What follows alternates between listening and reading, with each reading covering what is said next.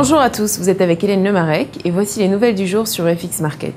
Le dollar américain s'est échangé de façon mixte contre la plupart des principales devises et a effacé ses gains de début de journée.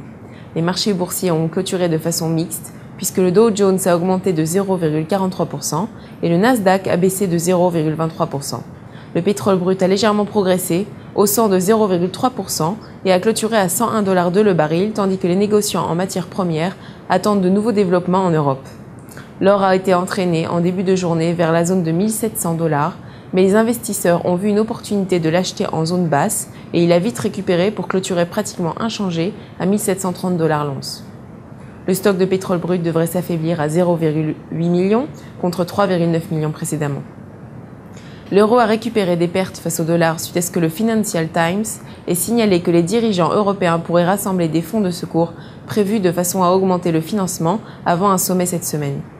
Les commandes à l'industrie allemande sont sorties à 5,2%, mieux que la prévision de 0,9%.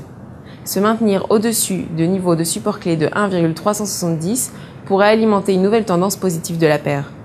La livre sterling a baissé face au dollar et a encore testé le niveau de support clé de 1,557, d'où elle rebrousse chemin jusqu'à la zone de 1,560. L'index Halifax HPI est sorti à moins 0,9%, pire que les 1,2% prévus. La paire demeure également sous pression, jusqu'à ce que le sommet européen ait lieu dans 2 jours.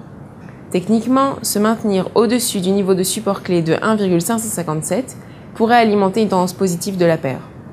Le yen s'est légèrement renforcé face au dollar, étant donné que l'agence Standard & Poor's a affirmé qu'elle pourrait dégrader les notations de crédit de l'Allemagne, de la France et de 13 autres membres de l'euro, ce qui a stimulé la demande de la sécurité de la devise.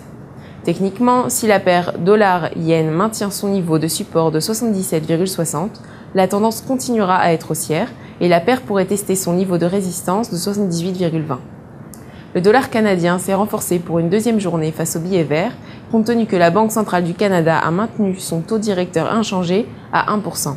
Les décideurs politiques ont déclaré que la croissance de l'économie est plus forte que prévision, ce qui supporte une monnaie forte.